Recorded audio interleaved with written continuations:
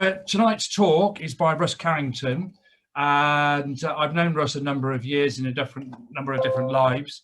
But Russ is just taken on the role of managing the rewilding, sorry, he's starting to take on the regenerative farm at Knepp, the UK's probably largest rewilding project. But Russ's sort of background, he's been in this type of farming for a number of years, and most recently very successfully created and helped create the Pasture-Fed Livestock Association, prior to which Russ was heavily involved in the Young Farmers movement. So really, I'm sort of going to pass you over to Russ. He's one of my farming heroes. And I think really, I'm sort of really wanting Russ to sort of answer what we can do as consumers about our biodiversity loss when we go to supermarkets.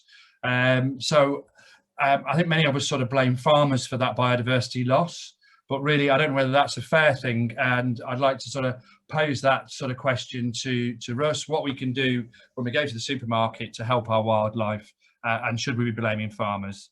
So Russ.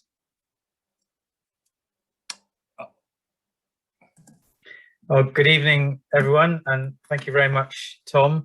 It's great to be here presenting to you, albeit digitally, and such a shame we're not able to meet up, but I'm sure we're all getting used to this this kind of format now, and actually a great way to kind of reach and connect with new audiences. So I've got some slides to share to sort of illustrate what I'm up to, and talk about the topic this evening. So if that's okay, I will just bring those up now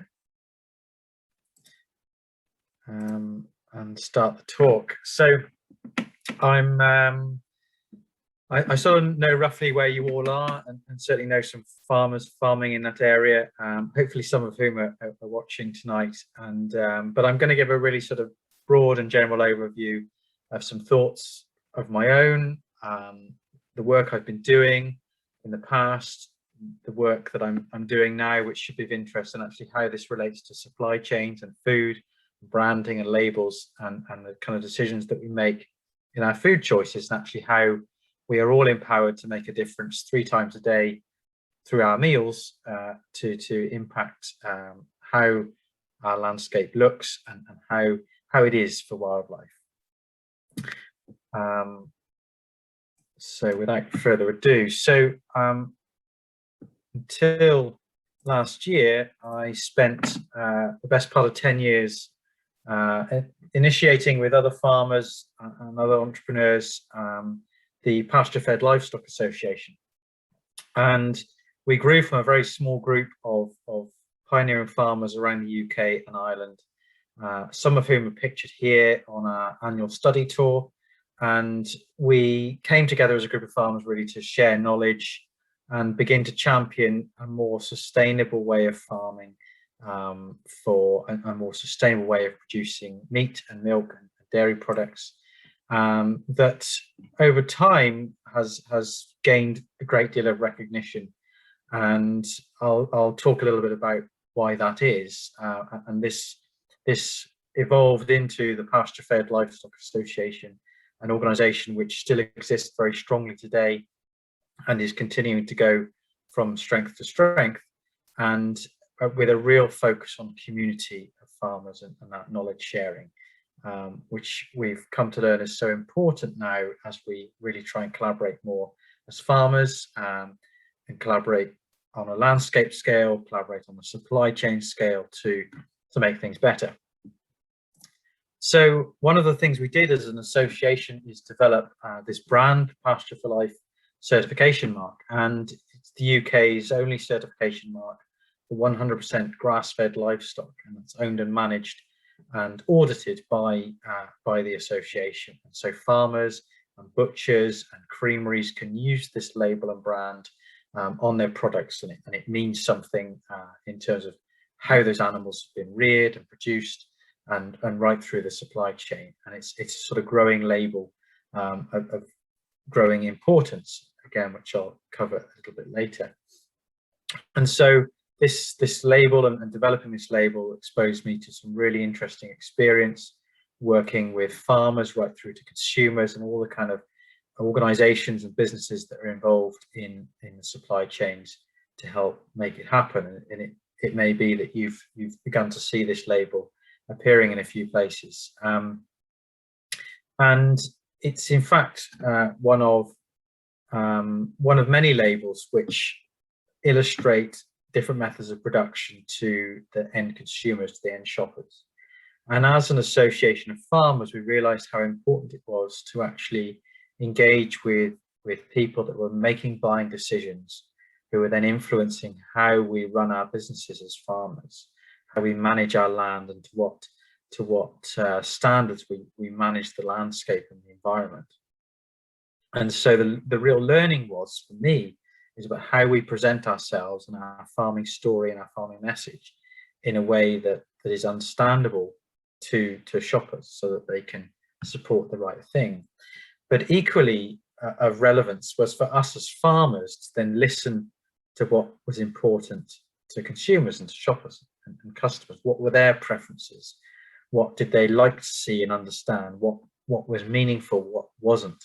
And for example, we use a lot of acronyms in agriculture to talk about different things. And so we soon realized that they were fairly meaningless once we're in front of somebody on the street with no background farming knowledge. So it was a really interesting experience for us as farmers, and it continues to be. We've got to really keep up that direct engagement and understand what different things mean and what different things are actually important to people.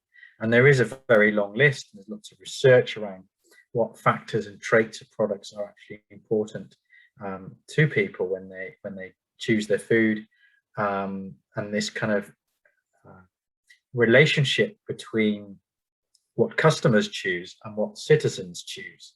So the the way to think about that is that a citizen is someone that is walking into a supermarket, and they're surveyed about what their values are, what the sort of things they like, and then they're a customer when they come out of the shop. And then if they're surveyed again, they may have actually done different things to what they'd have done as a citizen, because actually they were influenced in the shop by price, by packaging, or messaging, or a story that actually led them away from perhaps what their core values were that they were going into the shop with.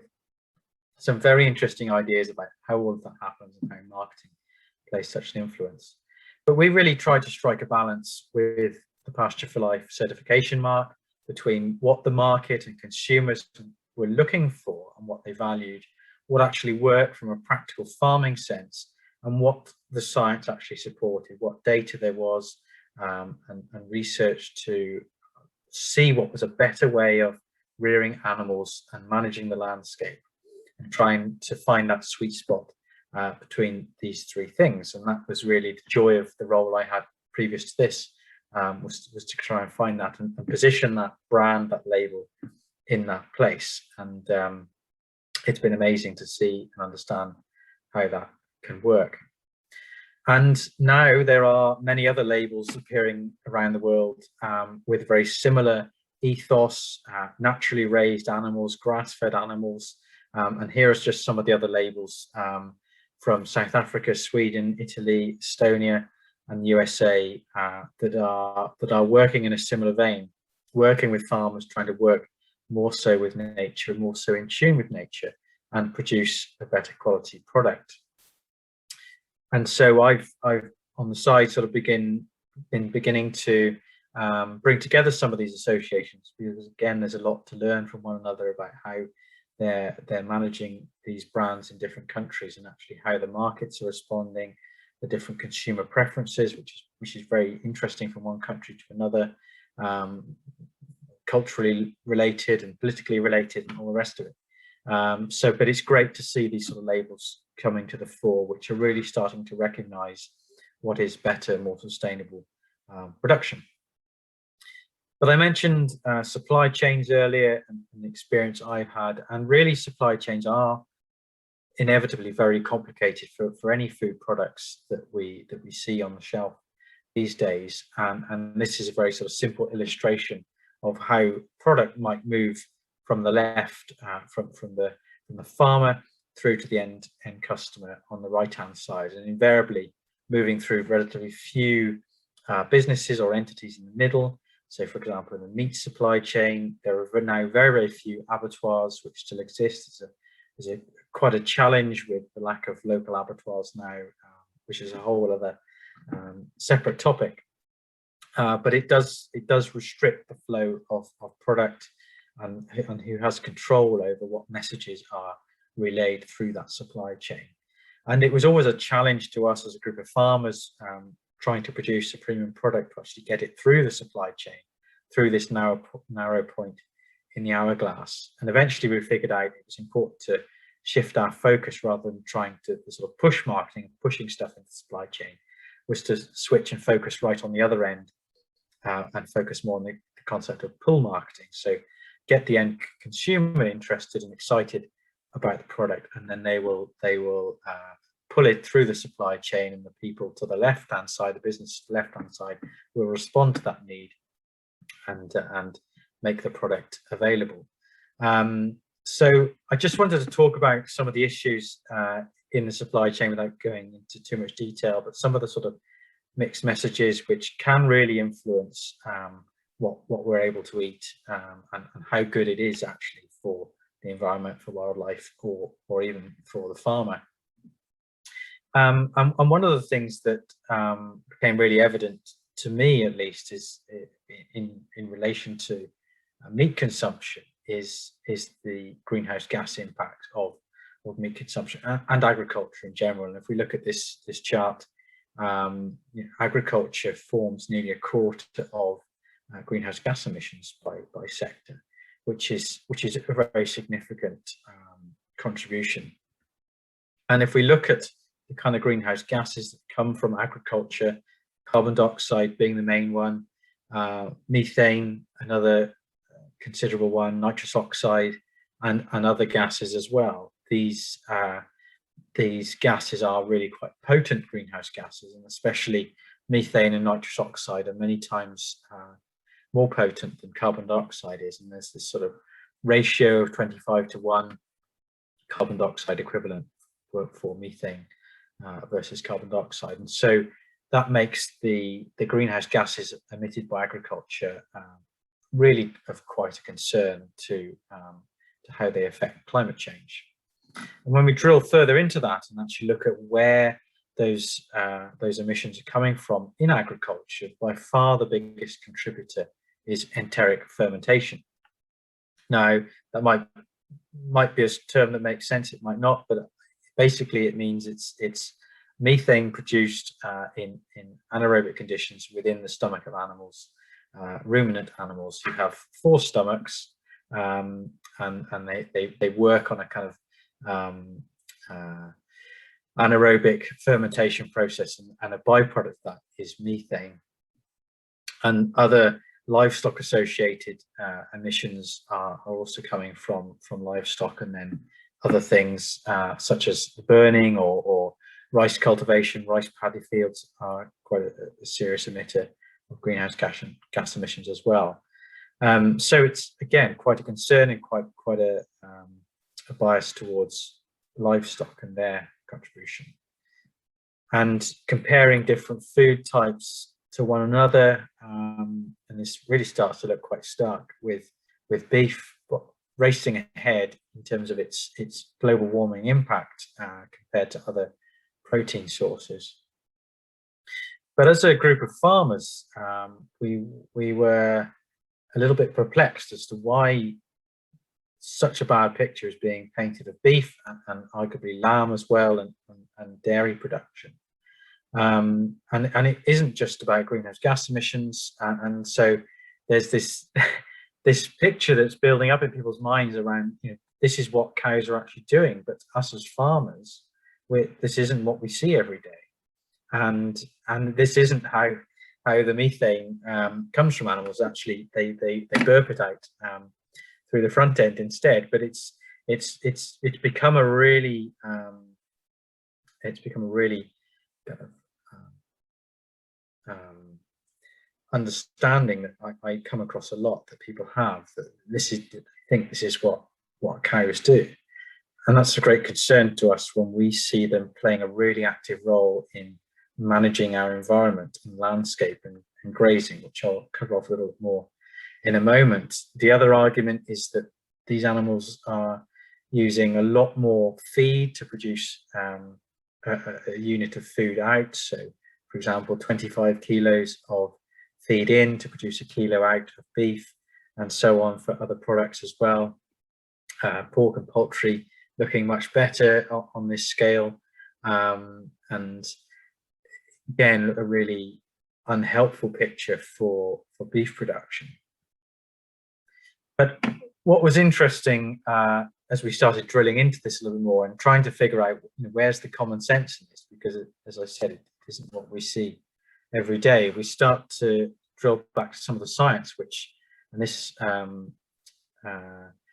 International Panel for Climate Change looked at some of these issues and compared the emissions from livestock and transport, and the direct emissions, so that's the emissions from the thing, the livestock or the transport that are emitted, showed that as a proportion of the total, livestock was 5%, transport was 14%. However, most people believe when surveyed that actually livestock produce more than transport, and actually that misunderstanding comes from the fact that actually the same study compared life cycle emissions, so the total emissions of livestock and transport, which is shown here, all of the things that are involved in producing those products, right from the seed to the end product, and again with transport from harvesting the oil to refining the oil to all of the infrastructure and construction that goes with it, and the recycling after transport. All of that adds up to a lot more than just direct emissions, and for livestock it adds up to 14.5%. And so it's that 14.5% life cycle emissions compared to the direct emissions of transport, so that it looks like it's more, and actually it's not comparing like for like. And in fact, the latest publication of this study, they still hadn't really worked out what the life cycle emissions of transport were. So this is one source of a misunderstanding that's come about. The other thing is, I showed those graphs earlier which showed how terrible beef was, but actually drilling into the science even further, which this BBC graphic shows, is that actually a lot of the headlines are taking the very top, the highest impact figures for each of those protein sources, but actually within beef, for example, or chocolate, there's actually a great range based on the type of production and the sustainability of the production. There's a great range of actually the greenhouse gas emissions and the actual global warming impact of those different products. So a sustainably reared, low impact kilo of beef is actually of lesser problem than a poorly produced bar of chocolate. And this is information which is kind of readily put out there and really used to try and understand, well, what's really going on here in these different production methods that could help us learn and understand how to do things better. How could we lower all of this and change the way all these products are actually brought to our table? And for me and for many farmers now across the UK, we're starting to see that what low impact livestock production looks like. And I mentioned grass-fed earlier, and the whole ethos behind Pasture for Life is 100% grass-fed, and that's about trying to mimic this animal shown in this diagram here from Smiling Tree Farm, about how that animal is a very integrated part of a natural grazing system where emissions are minimized but also recycled as part of photosynthesis and grass growing, which is then used to feed that ruminant animal again. These ruminant animals have 4 stomachs. They're highly specialized. They've evolved over thousands and thousands of years to be specialized at converting grass and leafy material that we as humans can't eat, but they can eat. And that the carbon cycle circulating around this cow is actually in some ways in equilibrium, because it just keeps perpetuating around and around, and there's carbon sequestered into the soil through the action of the animals grazing and their poop, and carbon is harvested to feed the humans. And again, that is naturally returned to the soil, to the earth at some point. And this cycle only becomes out of balance once we start introducing new fossil fuels to this cycle. And for example, pumping carbon deep out of the ground and using it to plow up the land and release carbon to ship in feed from around the world, from soya, from South America, for example. And it introduces new carbon into this carbon cycle and sets it out of balance. So the whole ethos behind Pasture for Life is actually trying to represent this, get as close as possible to this natural carbon cycle. And you'll remember earlier I showed that chart about 25 kilos of feed into a cow to get a kilo out. But those calculations are often done on 25 kilos of grain or concentrate manufactured feed. Whereas if cows are in their natural environment, or sheep grazing, they're actually processing food that we as humans can't. They're not threatening our food supply because they're converting land into products, food, and even clothing, leather and wool, that we can't make use of. So they're very useful in those settings where we can't grow human food, such as on the side of a hillside or in the uplands, or even in a rotational farming system where grassland is used to build fertility that can then be tapped into for growing crops for humans. And so thinking about this natural carbon cycle, we see how it actually resembles what goes on in nature, what goes on in the wild, in the Great Plains of North America, or in the Serengeti in Africa, where these grazing animals are very much a part of the natural ecosystem, the grassland ecosystem, and they play a very important role in helping to manage that grassland and actually help it to hold carbon in the soil, help it to support diversity. And the other thing is that what we see in these natural systems is these animals move in herds. They move in mobs, in groups, and that's just how they exist. And part of that is about protecting themselves from predation, but it's what they naturally form to do, and they stick together and they move together. And so they move over the land when they have access to large areas. They move over the land quite quickly, and they may only graze certain areas once, twice, maybe 3 times a year.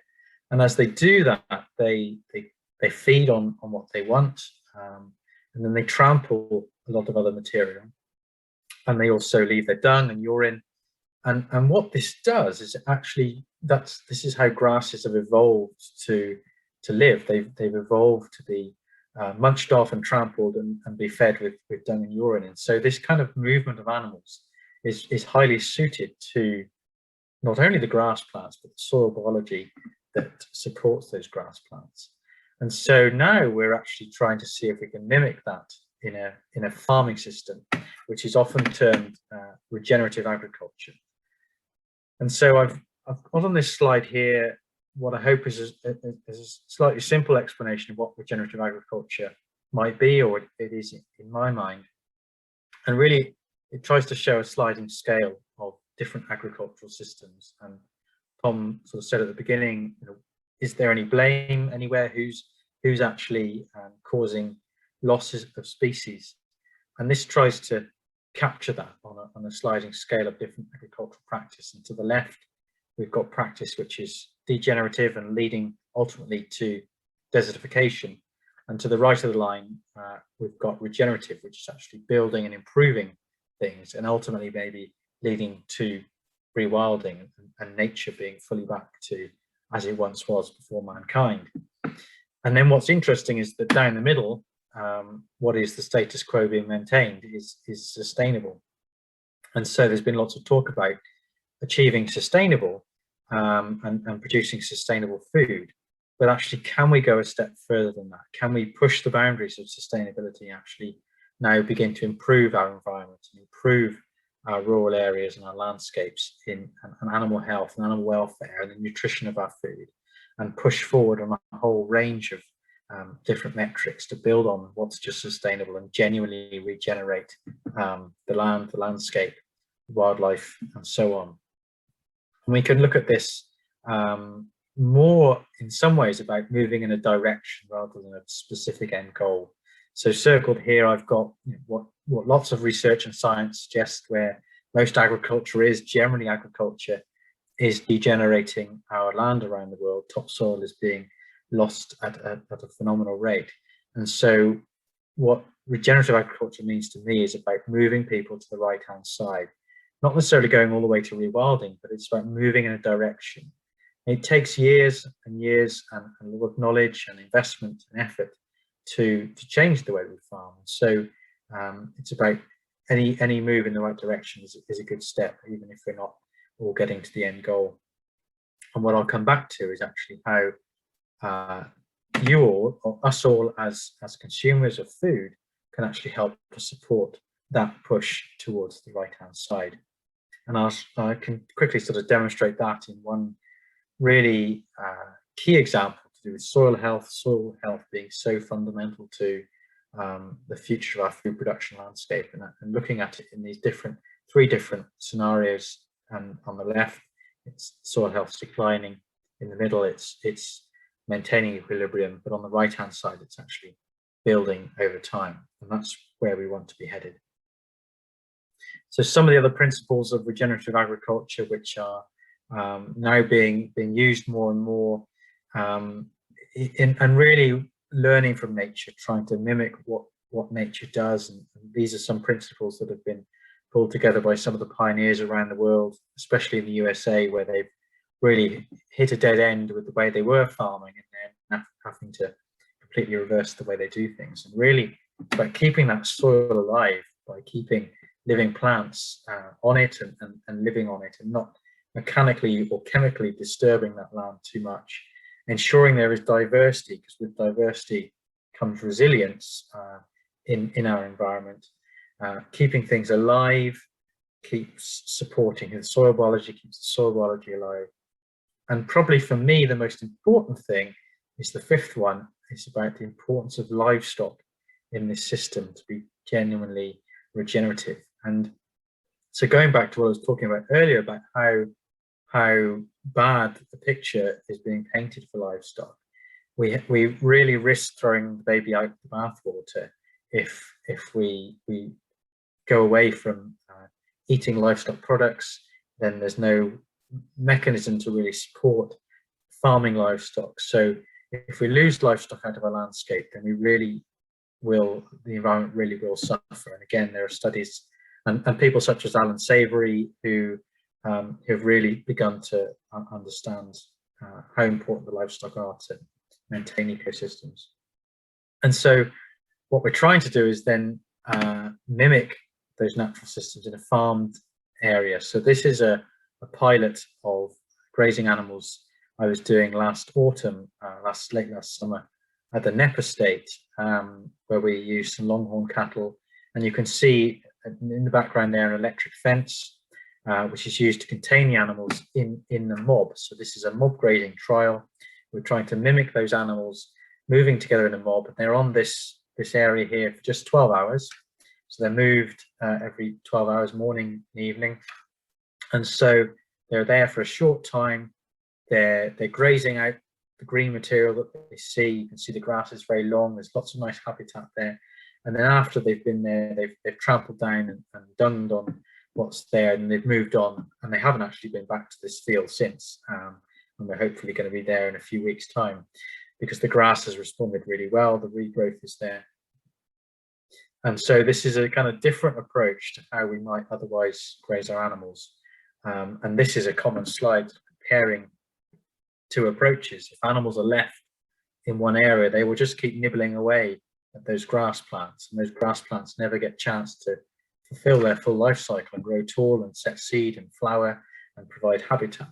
Whereas if we bunch the animals up and then move them and giving that land rest, giving the grass plants rest, then those grass plants can sustain more. And what farmers are finding is that actually this is producing more volume of grass, and actually then able to support greater numbers of livestock off the same area of land, which again is a win-win for producing enough food for everyone to eat.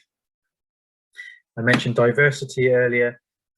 diversity provides that resilience. And so some of the farmers I know now are working on getting 25 or more different species into their pastures to provide lots of different sources of nutrition for the livestock, lots of different habitat for invertebrates and small mammals, and it's a great image. It's a great story for farmers to be able to do this. They're actually bringing back diversity, and then what's happening above ground is also then reflected below ground.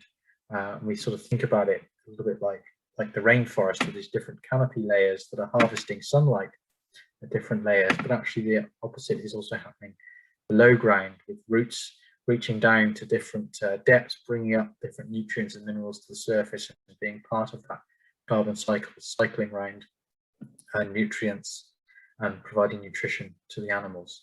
And especially if those animals aren't being supplemented with grains or soya being shipped around from around the world, they need that balance of nutrition, that diversity in their diets to grow into healthy animals as well. So it's also a win-win for that. So finally, I just wanted to bring us on to really what's going on at Knepp. I'm just going to pause for a drink. I hope you're all keeping up. So you may know the Knepp Estate, as Tom mentioned, for its pioneering rewilding project, which is really becoming internationally acclaimed now. The owner's wife, Isabella Tree, has written a book called Wilding, which really tells the story of how this estate, which was commercially producing dairy and arable crops, how it hit a bit of a dead end, and they really had to rethink how they were managing their land. As a result of turned it into this large experiment, really, to see how nature could return to their land and monitor what actually happens. And it is a really fascinating place to be, and I'd highly recommend reading the book Wilding if nobody's seen it yet. And there is a film being made as well about that book and about the estate, due to be released next year, I think. So it's become a real hotspot for a lot of wildlife, the rare wildlife, turtle doves, nightingales, purple emperor butterflies, and it's one of the only places in the country where there are actually growing populations of some of these species. But the rewilding areas, the three of which are shown here, are sort of roadblock, really, and so they're ring fenced with different livestock contained within, who are driving the ecology in those systems, but the roads prevent them from expanding beyond. So the estate have long since had a vision about how can nature recolonize and re-explore the wider landscape, and how can we do that by working with neighbors and other people over the side of the roads that are creating these real barriers at the moment for wildlife. So here comes in the opportunity to set up a new farm alongside the estate rewilding, to actually experiment with how that could happen, while still also having a focus on food production. So I got asked if I'd consider coming down to the estate to help set up this project and actually really explore how a viable farming business can work alongside an area of rewilding to help bring nature into the landscape. And so what's shown here are the blue areas of rewilding, and then the green fields on the right and left are what I'm managing as now a regenerative farming business. And there's a few sort of main aims with that, one of which I mentioned is to see how nature can recover, and how we, on a landscape scale, how we can connect up those areas of rewilding and use different corridors to provide space for nature, and really understand how regenerative agriculture can do more to sequester carbon and do more to improve the environment. And thirdly, to be a really important part of supplying a new farm shop and cafe, which is being developed on the estate for all the visitors that are now coming to see the rewilding. And so actually being part of providing the food, local food, for those people and people locally. So just to very quickly cover some of the ideas that we're having and exploring now, is looking at this piece of land alongside the rewilding, and actually how we can establish corridors to help bring nature into it. And so starting with things like the watercourses, the river that runs through and streams, how can we enhance those river corridors to provide more habitat for species to move from the right to the left and then carry on up through into the landscape. And we're already talking to some of our neighbours who are interested in this concept as well, how that might happen, and also then using hedgerows and woodlands, which are important for things like dormice or owls and bats, to then come through into the landscape and on up to other farms as well. And so this means kind of looking afresh at our hedgerows, how they're managed, how much space and margin we give for them, and what does that mean in terms of economic value to a farming business if we're taking land out of production. We might have traditionally said out of production to provide more space for nature. What does that mean for the food production on the land? And actually, because of the change in farming policy at the moment, there's not so much of an impact by taking out 1 or 2 or 5 metre strips along our hedgerows. That's less of a concern nowadays. The other thing that I think is really relevant is how we can actually work more with nature. So if we've got crops that are threatened by pests, how can our hedgerows be a resource and reservoir for the predators of those pests? So I'm thinking things like ladybirds that will come and gobble up aphids and greenfly on our crops, or our bats and swallows, if they're better supported. Swallows will consume 4,000 flies a day. Bats are often called swallows of the night, will consume a very similar number of flies. And actually having those predators of flies actually helps reduce the burden to livestock of the flies. So how can we benefit financially and animal health wise by providing more scope for nature on our farm?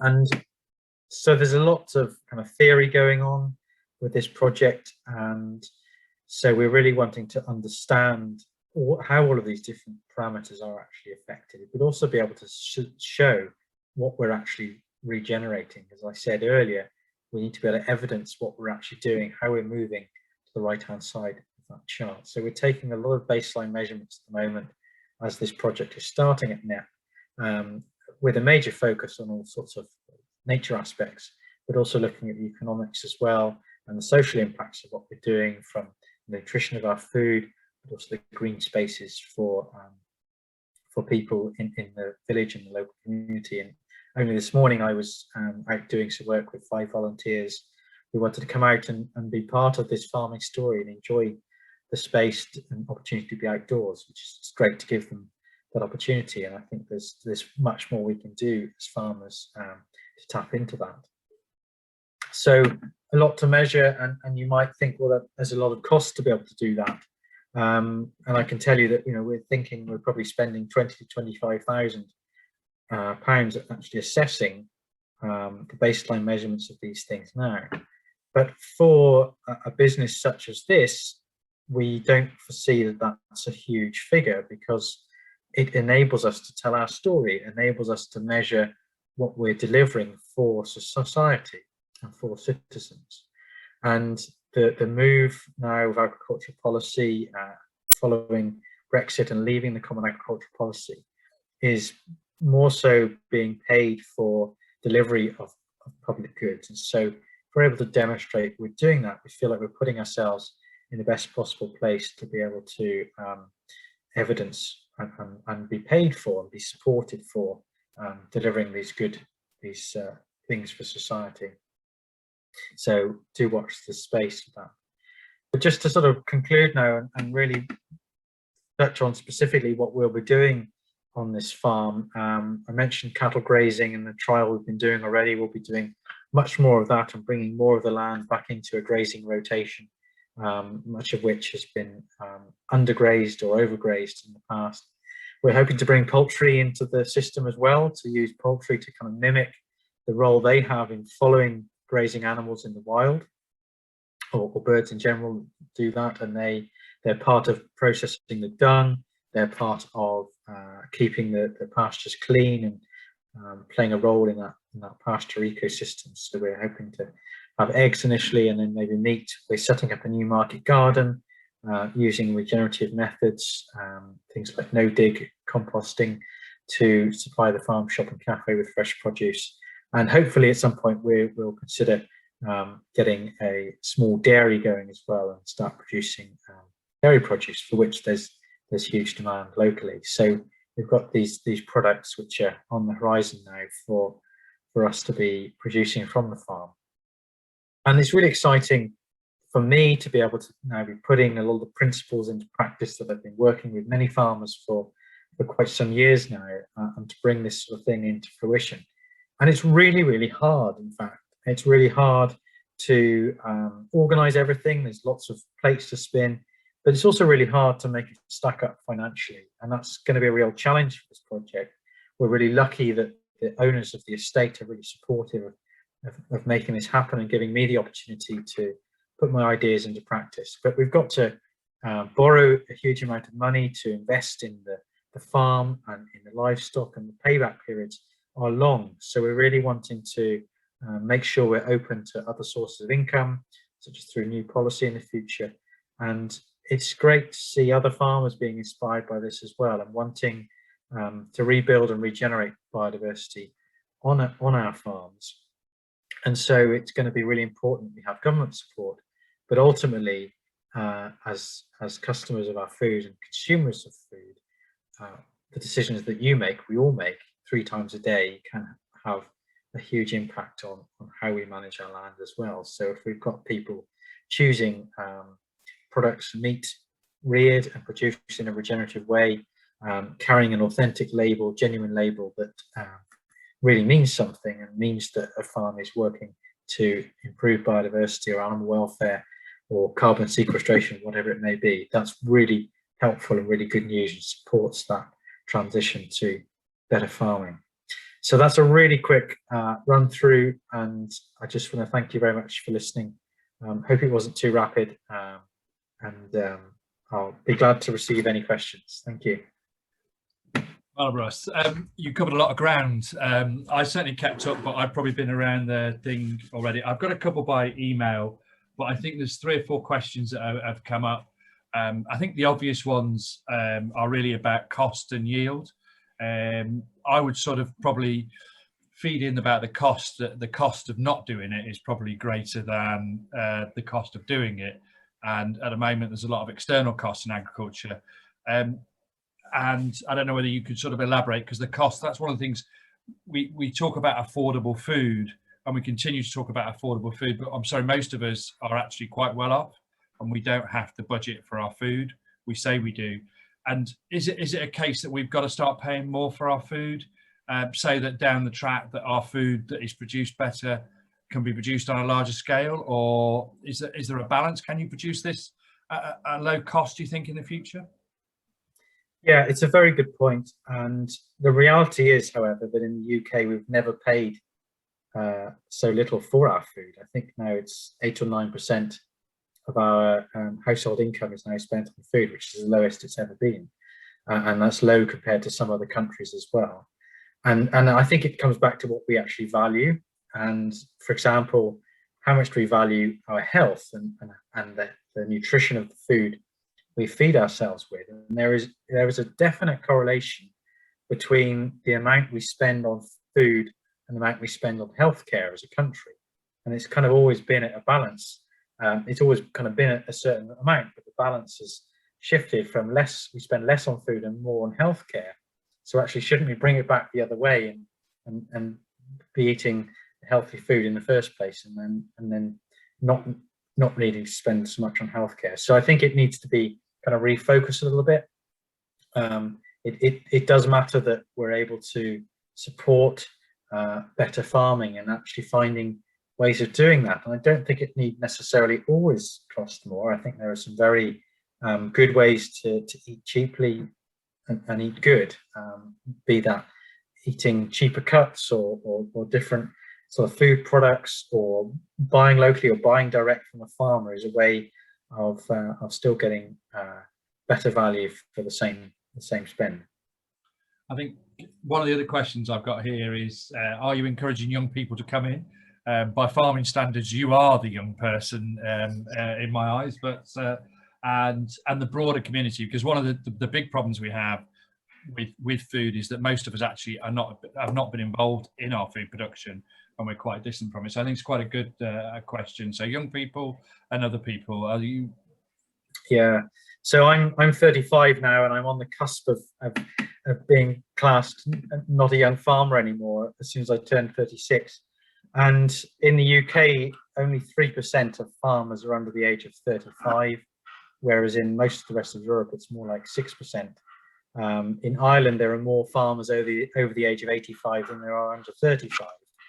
So there's a bit of a challenge, a societal and industry problem we have of young people in the business, and I think that's something I'm really passionate about solving. I've done lots of work with the young farmers, as you mentioned before, and as part of this enterprise, this project at the Knepp Estate, I'm really working hard to see how we can actually sort of frame the project and the opportunities in a way that creates opportunities for younger farmers to be empowered and lead new enterprises.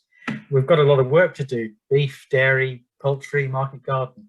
I'm not going to be doing all that myself, and we're not equally going to be able to employ people to do that, but we're going to be able to give young people space to develop their own businesses and develop their own skills and be here for a while, developing a business, but being part of this sort of integrated enterprise. So I think that's important. I think that's something we all need to work on as farmers, how we actually support that next generation. I think, yeah, it's really true, and actually you are the next generation. That's the good thing, to see you actually, and Knepp giving you a chance to go and work there. There's a good question from Mike, which I quite like, because I spent 2 days looking at the rewilding project at Knepp last year, and I didn't find them. I know there are some pigs there. I'm hoping they're registered stock, but that's a past life. How do pigs fit into this picture? So there aren't pigs all over Knepp.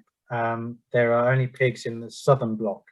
So the 3 areas of wilding have different species of animals within them that enables a lot more learning to happen, because you can see how the different animal species impact the ecology that's happening. So pigs are only in the southernmost block, and because each of these blocks are comparable, you can really see what role the pigs have in comparison to how the ecology is. And the ecology in the southern block is huge compared to the other areas, and that is largely due to the pigs. And what the pigs do is they create this disturbance in the ground that creates opportunity for new species and new plants to get established. And grass is actually a very dominating plant. It will suppress even trees growing up in it, and it uses grazing animals to kind of to browse and keep a dominance on the lid of soil. So actually pigs create cracks and introduce new species. Now, in a regenerative farming sense, if we're disturbing the soil, as I said, that's something we try and minimize doing, then pigs don't really fit in very well, at least my idea of a regenerative farm. But there are farmers now really experimenting and pioneering, well, how can we have long-term rotations, maybe pigs coming every 2 to 3 years, giving the land time to recover and actually getting a lot of their feed from the soil, from the roots, from the different things that the pigs can eat naturally. But I know at the Knepp Estate, they say that one sow will plough 50 acres over the course of 12 months. So they can be hugely destructive. Yeah, they can be destructive, but they can be very useful for clearing ground as well, can't they? So they're one of the best ground. Things like ground elder, if you've got a problem with that, then your Tamworth pigs you've got there will clear that. Yes. No chemical can clear. But there's one question here from Dennis, and it's one of the good questions, I think, really. I think even if you understand the quality, how do you sort of how do you defeat the marketing effort of the food industry that is promoting junk food? It's really tricky, isn't it? Because I think part of the driver, I might get shot for saying this, but part of the driver with sort of veganism and vegetarianism, and I'm very happy for people to make their own choices about what they eat, and I really value people that care about what they eat. But there are unfortunately people that are some ways led along by the marketing that goes along with some of these food products or kind of meat alternatives. And that marketing is very, very well funded because the margins on those food products are huge. So they're priced just below what the cost of meat would be. So they sort of look as a cheaper alternative. But essentially they're vegetable-based proteins that are packed together into a mush, and it's very, very cheap to produce. So the margins for companies producing those food products are very, very good. So they want to sell more of them, so they increase the marketing. And I think that muddies the waters in terms of what messaging comes across, and it gets in the way of the genuine facts. I think the other thing I'd probably ask you, Russ, you might not be very old by my standards or whatever, and by farm managers' standards and farm owner standards, but you've obviously looked at the food supply chain yourself. Where do you actually go and buy this food? Where do you buy your food from to make sure, because I know you're passionate about wildlife as much as you are about the farming. Where would you go and buy your food from? What do you buy? How do I as a consumer do my little bit to buy the right thing? Yeah. Well, I think, as I just mentioned, marketing misinformation, I think it's really worth investing time in understanding where your food comes from, who produced it, most importantly, and how it was produced. And I think there can be so much gained by building a relationship with a food producer. And I've met many people that have done it. They've switched from regular supermarket buying to going to find their local farm supplier. And people think, oh, that's too much hassle. I haven't got time to go and find the local farmer. But a lot of these guys, they'll send it in a meat box, an insulated meat box now, that's wool lined, and it delivered to your doorstep. It's never been more accessible, more easy to access your local farmers. And I can't recommend enough doing that. So I always do that. The Pasture for Life website has a really good page where to buy meat and dairy. So you can go onto that, search and find the nearest supplier, and go and experiment and ask questions. I don't think as citizens we should be afraid of asking questions about where our food comes from. We shouldn't be frowned upon to say, at the butcher's counter, where did this come from? How was it produced? Or even, when we're in a restaurant and something's being labelled, actually ask more about it. In some countries, they do ask, and we shouldn't be afraid to do it either. Hopefully, a few more of us are asking. Yes, and obviously, there are examples of people doing similar type of work with regenerative farming around here. I know there's a farm cluster group around here, and people doing regenerative farming, but there isn't at the moment. There isn't a sort of a recognised mark for people doing this, other than things like pasture-fed livestock accreditation, is there? I think and possibly if you were looking at possibly the organic labels and the biodynamic labels, it's probably the other things to look for. I take it, Russ. Yes, it is, and I think these labels are great, and I'm a big advocate of them. But I think they don't replace having a personal relationship with the food supplier, and I think we underestimate what other social aspects can happen once we connect with our food story more. I've seen the learnings to be huge for people. It's sort of life-changing once they make that connection. It's not just the simple process of buying food. It's so much more than that. I think rather than me putting things on your to-do list, I think you put them on my to-do list to how do we get people in front of farmers and reconnect with their food, really, is that probably what you're saying, Russ? Yeah, I think so, and I think it can happen in lots of different ways. And it's good the other way around. It's good for farmers to come and listen to what's important to their customers as well.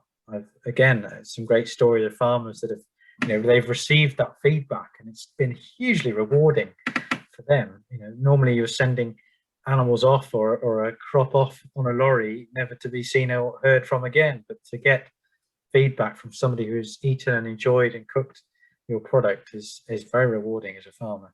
So I think we'll be Open Farm Sunday this year, good and proper, I think. And I take it, obviously, is your side of things at Knepp going to be open to the public at some point, or?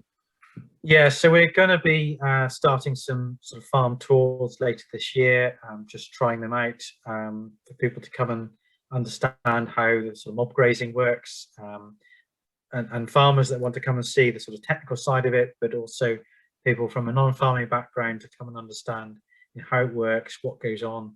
So yeah, we're going to be opening the doors up for that. It's very early stages yet. We've been doing a lot of planning, and there's lots of work to do to kind of get the farm up together as a new platform. And even I've underestimated quite how much there is to do to get the ball rolling. So it's a big undertaking, but yeah, really happy to share it. And we're posting on Instagram. I've got a newsletter mailing list which people can sign up to. So just search for the Knepp Regenerative Farm on Google, and there's a newsletter sign up for some more information. Or we're Knepp Regen Farms on Instagram, and sharing some videos and pictures. I'll post that out when we post out the details from this. So I think I've got one last question. I'm not sure whether you're going to be able to answer it. And Dennis is asking, is it possible to butcher livestock locally or not? I'm not quite sure where the abattoirs are in this part of the world, and it's a bit off your beaten track, isn't it? Yeah, I'm not sure, but somebody would know, local farmers or butchers, and I suspect it's like everywhere else in the country. It's a real challenge, lack of abattoirs and lack of butchers. And I think there are other interesting initiatives now around sort of having mobile abattoirs that can kind of move around the country and do slaughter days in different places. And actually, with that comes better animal welfare, animals having to travel less. It's all good news, really. And if we're going to go to all the effort of giving these animals a great life, they do deserve a good death as well. That's probably not the right word to leave our evening. No, let's not finish on that. So I think I don't know whether you've got one sort of thing you would leave as a lasting thought for people. Obviously, you would like them to come and have a look at Knepp and what they're there and whatever. But apart from voting with your fork, which is something I would always say, I don't know whether you've got a lasting thing you'd like to finish the evening. Yeah, I think I'd set everyone a challenge in these new interesting times post-COVID. Everyone go and find a farmer and get to know them. If they don't already, find a local supplier and just see where it leads. You might find that some farmers are not kind of ready for that kind of interest, but I think open up the conversation and see where it goes. There's a huge amount to learn from one end of the supply chain to the other. Oh, I think we'll wrap it up there, Russ. It was really great to see where your journey's taking you, and I'm quite sure you'll get quite a few Chiltern Society members down at Knepp as soon as they let us out of the prison they call the Chilterns at the moment. But thank you very much, Russ. That was brilliant. Yeah, we'll look forward to welcoming people. Brilliant. Thank you. Cheers. Bye-bye. Bye-bye.